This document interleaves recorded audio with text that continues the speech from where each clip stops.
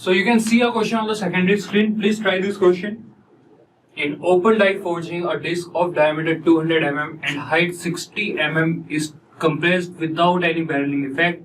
The final diameter of the disc is 400 mm. The true strain is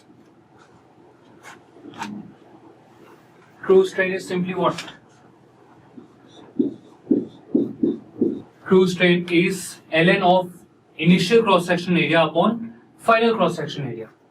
Ln of initial cross section area upon final cross section area. So it is ln of initial is 200 mm, 5 by 4 into 200 square upon 5 by 4 into 400 square. So it is ln of 200 by 400 whole square. Now since this fraction is less than 1, you will get the value in negative. You will get the value in negative. It is 2 ln of 200 by 400. But since in the question they have only mentioned the positive values, it means they are simply talking about the magnitude. They are talking about the magnitude only. It is minus 1.386. That is 1.386. Option C is the right answer. It is the right answer. If it is numerical type. Sort of 1 year the problem was, in 1 year they had asked the strain expression, that in that it was coming positive. I think it was coming negative. Okay, but everybody had entered positive. It was strength of material, I think. It was strength of material. So they awarded marks for everyone. So just in case if it is a NAT type question, they will mention either they are asking magnitude. If they are simply asking the magnitude, the answer will be positive. Otherwise they will mention put negative for compression, put positive for elongation, like that. Okay. Try the next question. A solid cylinder of diameter 100 mm and height 50 mm is forged between two frictionless flat dies to a height of 25 mm. The percentage change in the diameter is, what is the percentage change in the diameter? Answer D. Yes, D is the right answer. Very good. So simply what you have to do is you have to equate the volume in this, right? They have given us the initial diameter, they have given us the initial height. Then they have given us the final height. So you have to calculate the final diameter, then you have to calculate the final change, right? But I'll write the given portion. T naught is 100, H naught is 50, HF is 25. Okay, now I'll solve it. You can go for the next question. Try this question.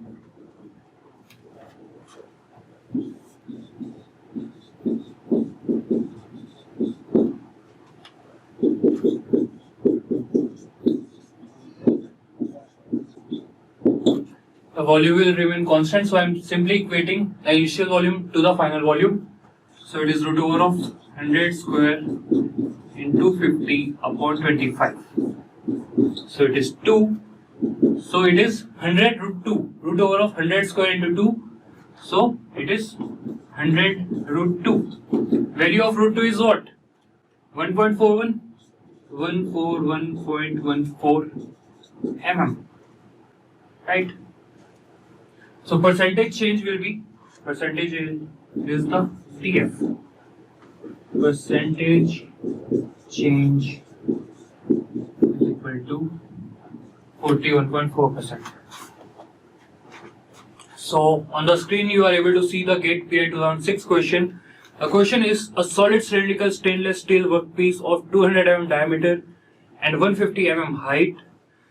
The component is reduced 50% in height with a flat die in open die forging. Assuming the flow stress of the material as 1000 megapascal and the coefficient of friction to be 0.2, the estimated forging force at the end of the stroke is. How much is the forging force at the end of the stroke? Acha, you have given the answer 78.6 meganewton or kilonewton. 78.6 is the right answer. It is mega or kilo that we'll have to see. And remember the right answer. Let's see.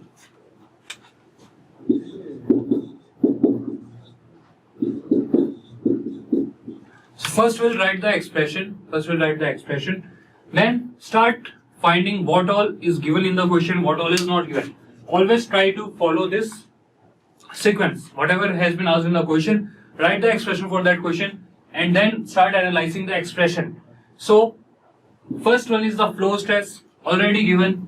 It is 1000 megapascal. Okay. Then they have just mentioned that the height is reduced by 50%. They have not mentioned the final diameter. So we'll have to calculate this. Mu already given. Mu is given as 0.2. RF we'll have to calculate.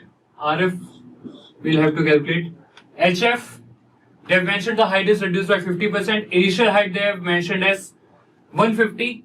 So obviously it also becomes 75. So let's solve the question now. Everyone is saying 78.6 meganewton. So most probably that's the right answer. Good guys. A naught H naught is equal to AF HF. Okay. So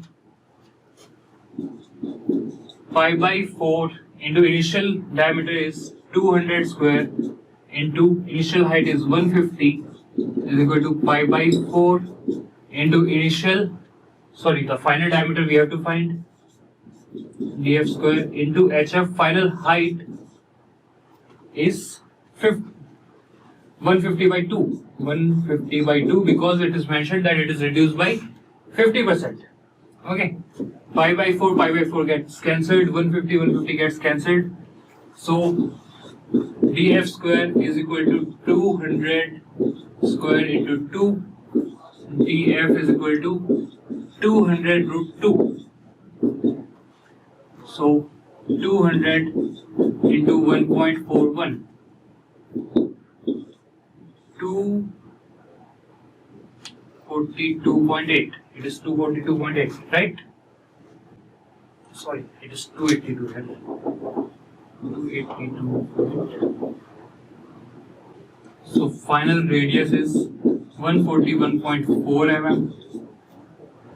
So forging force is equal to sigma F 1000 into pi by 4 d square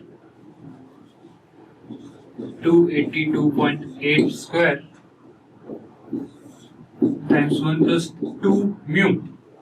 Mu is 0.2. Into RF. RF is 141.4 upon 3 times of HF. HF is 75. Answer is 78.4. I am getting 78.4. Maybe I made some mistake. But it is 78.6 meganewton according to the options. 78.6 meganewton. Okay. Okay, let's move forward. Now, with this, the main portion of the metal forming is over. Now, there are some different forging operations, like forging operations of different types. These are having just the definitions. So, you can expect direct definition kind of question for this. Okay. So, most of these operations are understood by the name. They are clear by the name. Only 3 operations it is difficult for you to understand, and these operations are upset forging, edging and fullering.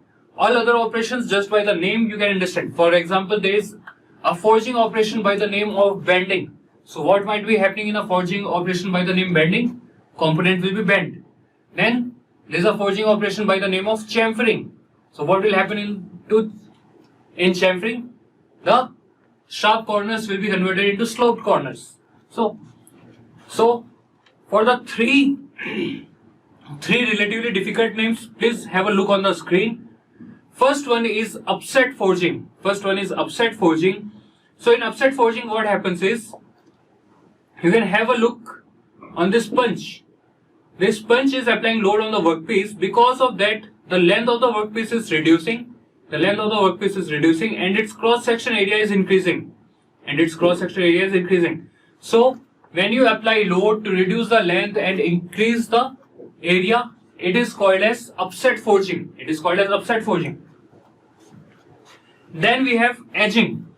In edging, what we are doing is we are collecting the material at one point. If you are applying force such that the material is getting collected at one point, then it is called as edging. And fullering is exact opposite of that. In that you are applying load so that material flows outward from that area. Okay. So let's have a look at the definitions. First one is fullering. A distribution of material from center to outward non-uniformly.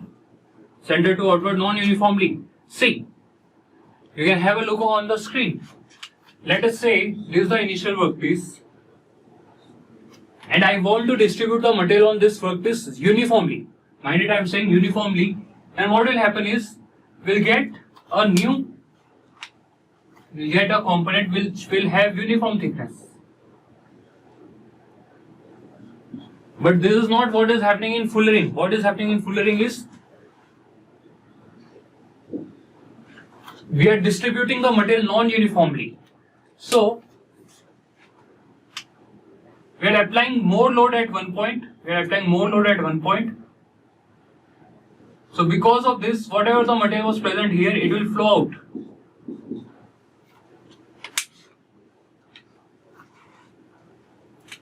And finally we'll get a component.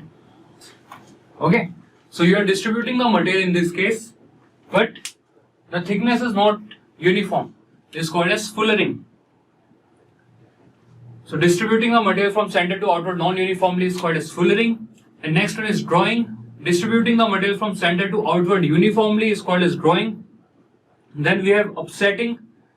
Increasing the cross-section area by reducing the length is called as upsetting. Then we have edging. Again, you can have a look on the screen. For edging, what we are doing is we are collecting the material at one point. It is called as edging. Then we have flattening. As the name suggests, the forging operation for producing flat components is called as flattening. Then we have chamfering. Converting sharp edge corners into sloped corners is called as chamfering. Then we have bending the component into required angle. Then we have swedging. What is swedging? Swedging is producing approximate shape and size of the component. Okay. So what yesterday someone asked me is, sir, how do we insert the wire inside the die? Initially, how do we insert the wire inside the die? Right?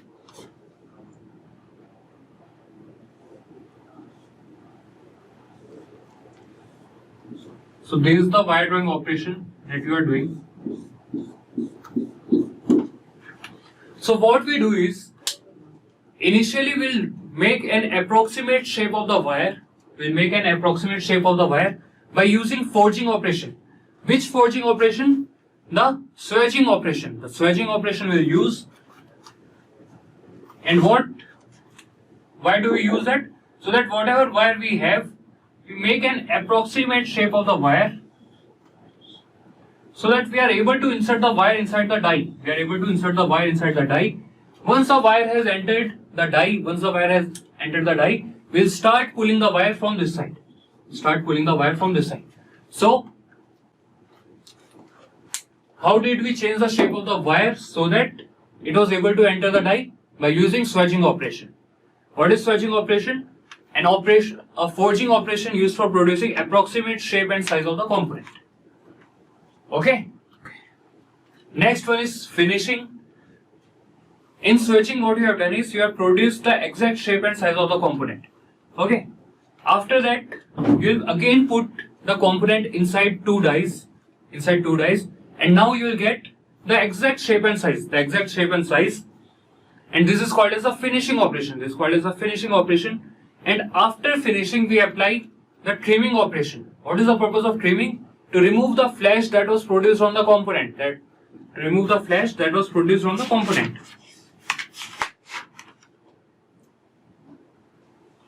Okay. Out of all the process that we have written, finishing is generally performed in closed die. So what kind of questions? Okay. First, Danish is asking, these are series of operations. Danish, it is not necessary that all the operations will be performed in a particular series. Yeah, obviously, multiple operations are performed to produce a component. It can be a combination of any of these 10 operations. Okay, it is not necessary that it will be followed in the same sequence. Now, in wire drawing, how did we insert the wire inside the die? See, initially the diameter of the wire is way too high to enter the die. Initially the wire is having this diameter. How it will enter the die? We'll create an approximate shape. By using the swedging operation, and we'll insert it inside. And that is called as swedging operation. See, this is the wire. Right? So initially what we'll do is we'll produce an approximate shape by using the swedging. Something like this. And then we'll start pulling it through the die. Upsetting and heading are same. Heading is a part of upsetting, Vishesh. You can say heading is a part of upsetting. In upsetting, we are reducing the length and increasing the cross-section area. In heading, what we do is, if we are creating any sort of head, for example, it can be a flat head, it can be a semicircular head, any kind of head if you are creating, it is called as heading. Okay. Since questions are not coming from numerical portion of forging, we can expect questions from theory. So it is not necessary that they will ask from forging. See, in case of metal forming, the most favorite topic of the gate is rolling. Frequently, many questions have been asked from the rolling, and after rolling, they go for sheet metal. Then extrusion, then wire drawing, and from forging, minimum number of questions has been asked. Okay, and as far as focusing on what, go through the theory of everything. Don't leave theory of anything. Okay. And as I suggest, please don't try to mug it up. Revise it 2-3 times. Automatically, it will enter your mind. Okay. Then, how these operations are selected? Like earlier, like in 90s for PI people, for PI people, they have asked the question like for making a particular component, which operations of forging will you use? 1 or twice, I think it has been asked. So, how do we select the operation? See, 4 options will be given. You have to select the correct option. How do you select the option? Let's see. If closed die forging operation is used in producing the component, then trimming should also be done. Okay. It means if there is any option in which they have performed the finishing operation, then in that option trimming should also be there. Next, if sharp edged corners are produced in the forged component, it has to be converted into rounded corners using chamfering. Okay. And the third one is, in general, the trimming or chamfering will be the last operation in producing a component using forging. So using these options, you have to eliminate, using these lines, you will have to eliminate the options and you will have to choose the correct option. Okay. So this will be the way. Again, the chances of this coming in the exam are very, very less.